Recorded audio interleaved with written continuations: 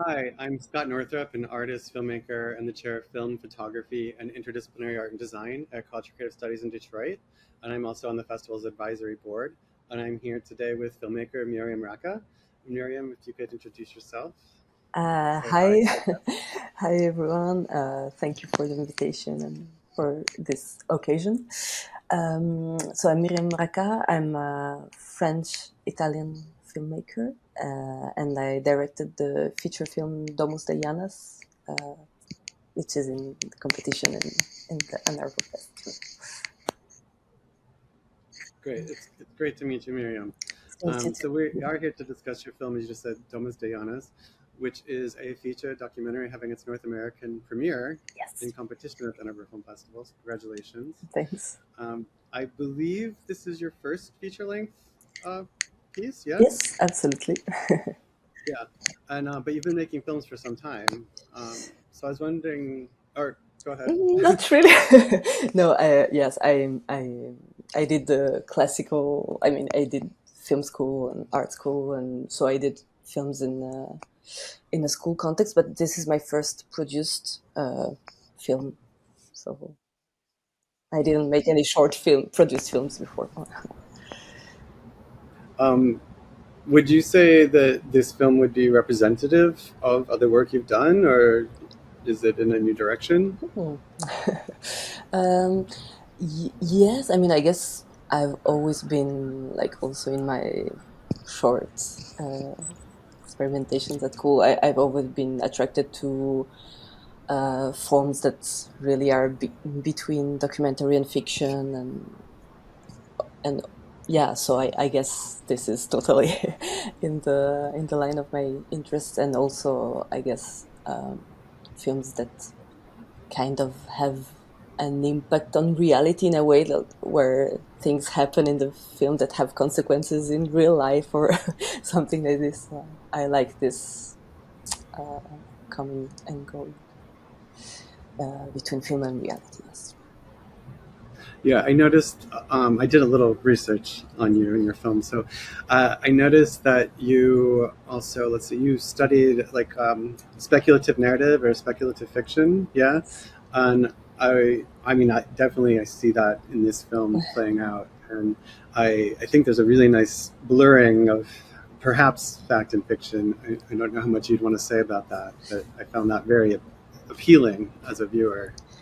Yes. So yeah, I did this master in an art school in Brussels called speculative narration, which is a really cool title for a master, I think.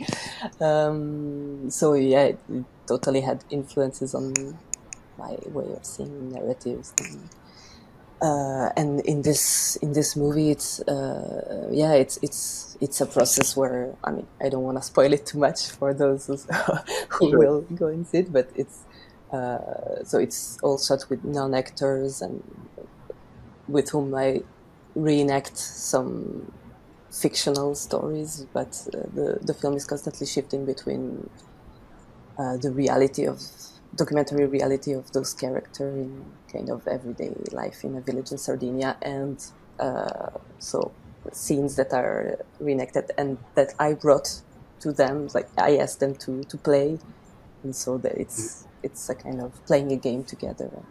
That's I like this very much, playing games. Hmm. Hmm. Um, I watched your film again earlier today, just to kind of brush up because I saw it a few weeks ago, and a line stood out to me today. It's you say it early in the film. You say that you just need to find a way to reveal them, talking about these legends, and that I think you say before that you see them in everything, Mhm. but how do you reveal them? And I don't know, that really stuck with me. That idea of transforming and transformation, where you kind of like go beneath the surface to find these things. So I was curious, kind of what you were just talking about, um, how that's for me. I see that reflected in like Pina and the mural she's painting, and also this group of young men that are in the film. Was that a chance occurrence, or did you cast for these parts, or I don't know how that Oh. came about. uh, Not again, not to give anything away, but no, so yeah, to I guess it's two questions in one. So yeah, this thing about Sorry. no, it's great. uh, yeah, so this thing about revealing, of course, like the first desire of the film. So I'm from Sardinia. Like my mom is from Sardinia, so it's my origins, let's say. And Mhm. so I'm both. I never lived there, but I always went there in summer times and when I was a child. So I have this privileged position of being very much inside and very much outside in ways, Mhm. and so there are things that I could totally feel about this territory, and so this magic and the legends I'm reenacting in the film are this whole ambiance is very familiar to me, and so yes, I was searching for a way to reveal it, and yes, I think that very often the like fiction or fictionalization allows us to reveal reality in in a better way than raw documentary material, let's say. Mm. Or at least for me, it's easier to imagine it like this. And so yeah, to get back to the characters' choices, actually, it's very different. The film was a process of many years of scouting, like researching in the territory, and so the characters don't have the same relation to me. It's very different. Like Pina was really at the origin of the project. She's a friend of my mom's, let's say. So it was really more like yeah, I saw her paintings in a village, and I wanted to know her. So she's a mural painting, which is a tradition that's still very very much on in Sardinia, and I wanted to get to know her. So I started to go and see her in her village, and we became friends basically, and I started following her around in Sardinia because she really has a practice of traveling and yeah, going and being invited in many small villages all around Sardinia to do mural painting. So yeah, basically she's the one who made me discover also a part of Sardinia that I really didn't know, because my mom comes more from the coast area and also from a family that's kind of let's say emancipated from the all the traditions. And my grandmother was a school teacher, so she stepped back from this whole rural and traditional aspect. And Mhm. so I went the opposite direction. Let's say I started this inner journey with Pina, thanks to Pina. So she's the one who introduced me to all the rest. And so, yeah, it was quite obvious for me that she would be a character in the film because of her relationship to me, but also because yes, she has this power of which is the power of cinema, basically of just implementing fictional a window on a fictional situation that evokes past and future just through her art in places. So I Mhm. thought it was very much cinematographic. And then the young, so there are some young teenagers in the films that are also main characters, and I met them when I started location scouting. I really was attracted to this a traditional party that well exists in whole Europe, I guess, but it also in Sardinia, which is the San John, how to say, Saint James in no, in English, how is it? Saint John's, sorry, Saint John's. Like in June, it's the solstice basically of summer, where you make big fires and you jump on it. It's a pagan tradition that exists in many countries, and I wanted to Mhm. have it in the film somehow. So I went to this village, Oliena, which is famous for its traditional parties, and just to see the party. And well, I never went away from them from there, basically, because I met some amazing people, and yeah, I saw these boys when I first met them. They were 16. When we shot the movie, they were 20, I guess, 19.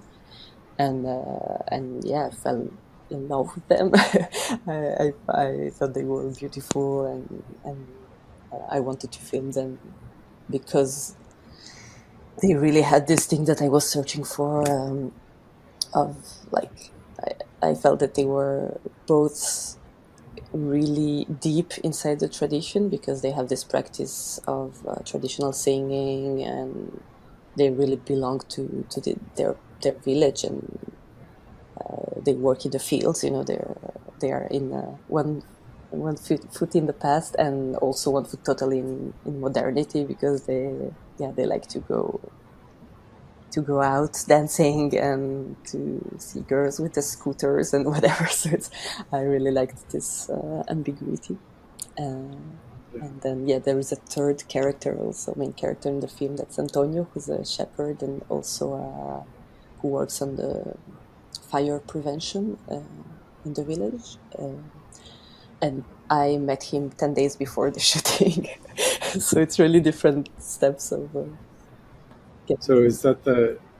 is that the young man who kind of references Elias in the So story? Elias is one of the four boys I met, like Right. during location scouting, and Antonio is the man with the bird, like the older man. Oh, yes, So yes, the yes. Sorry. last legend of the film, let's say.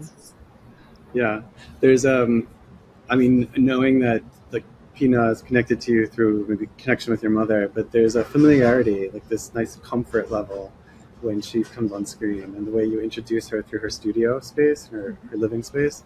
And it's, I don't know, we're very intimate close up on her painting and then also driving, and it feels there's such a comfort level there that's really nice that I think carries over into the other conversations you have with people in the film.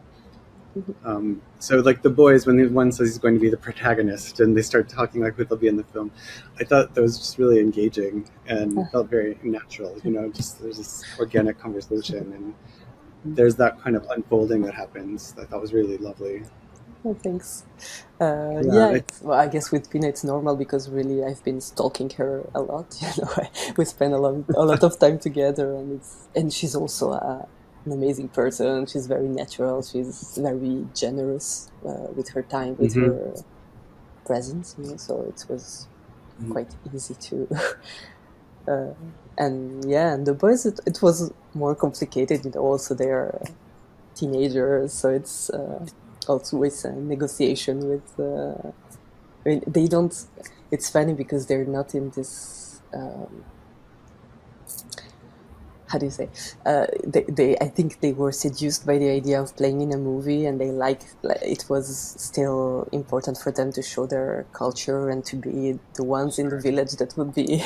But in the same time, they were also, I don't care. I want to go and see my girlfriend, and so it was a Right. very complicated negotiation all the time to have them be on time on set and be on set at all, because sometimes they just wouldn't show up.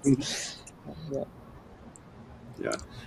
I also, again, not to give anything away at the ending, but the film is kind of bookended, you know, with the village, the women from the village in the beginning discussing the fire, which I thought was so engaging. It's such a great way to enter the picture.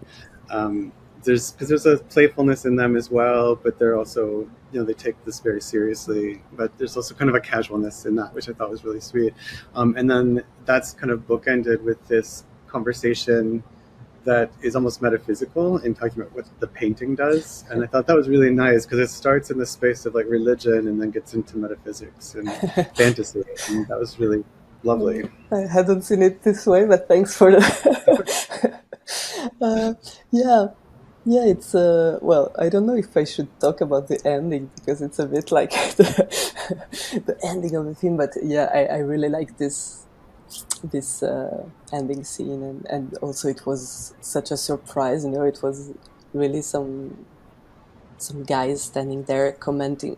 I met them at the Yeah. moment, you know, commenting on the picture, and that's what I was saying, talking about in the beginning of our talk. It's like this. It was really a comfort for me uh, to see what what I brought into the reality of these people through the film, like, has an Hmm. echo, an echo on their reality, and like, it's not just something dropped there and the life continues. Like this paint. So there's, okay, I will spoil a bit. There is a mural painting being painted in the village during the film, and so it stayed in the village afterwards, and I really love it because, yeah, it creates a new reality for them, and they gave me a Hmm. lot and I gave them that painting, and I don't know, it's kind of continues the talk, in a way.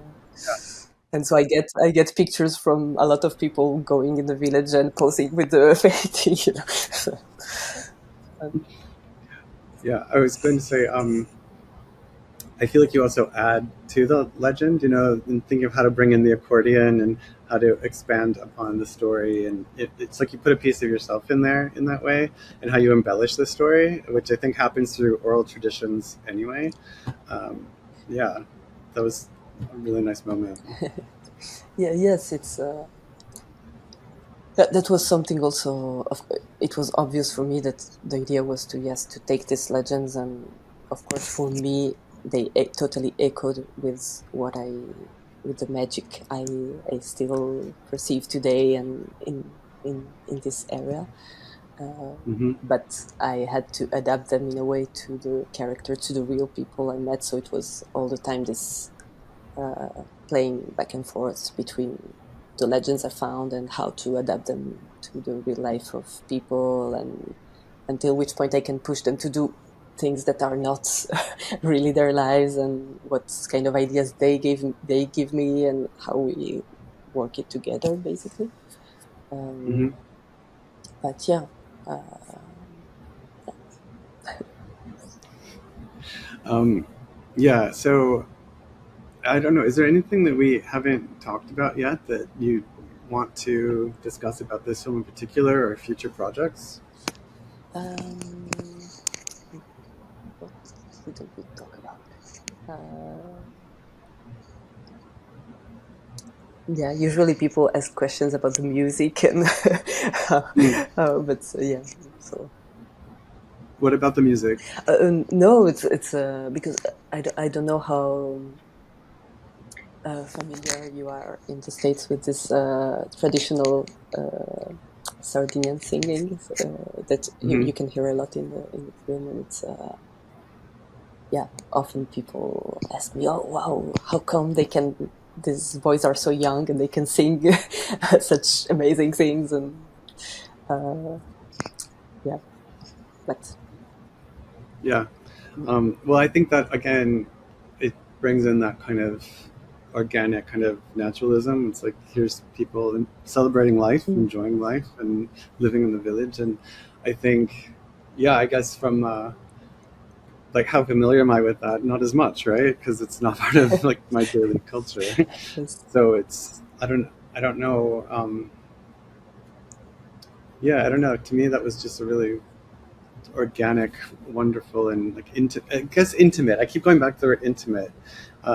The way you and your camera that you interact with everyone on screen just feels very Much. comfortable, Oh, that's nice. which I don't think is always easy. Mm. Well, we've been living there. It was a very small team, also. Like we were five uh, people doing Crew. shooting. Yeah. There has been. I mean, I shot a lot of things also alone during the years, like a lot of landscape shots and like things I shot alone. But then the main shooting was just, yeah, 4 weeks, 3 weeks, five people, and we were living, like, sleeping, eating in the village with all the people. So it was, yes, everybody knew we were there. We were around to shoot a movie, so everybody would come and help us basically. So I think Hmm. you can feel it in the film because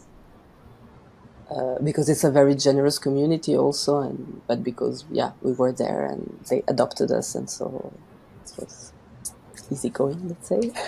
It was more the Yeah. opposite problem, like we wouldn't get enough time to shoot because every hour there was someone coming to offer to have a drink and to invite us for coffee, and it was like, ah.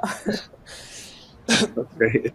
I really enjoyed your film, and I hope that comes across in the questions I'm asking. I just found it, again, that kind of access to people, and I personally did a residency in Italy just before the pandemic, and so it kind of, for me, it's not the same part of the country at all, different region, but it felt like that still, like being in that part of the world. And I was in a small village of only 27 people, and that kind of comfort level of like your new family or new member, new members of the community is just That's nice. wonderful. That's nice. I think it's the best. I think the best compliment I had, which totally goes in your direction, is I showed it in Belgium recently. So in Belgium there is a very very big Sardinian community because Hmm. in the 50s there used to be agreements for minor works. So they imported a lot of workers from Sardinia to Belgium to work in the mines in Belgium.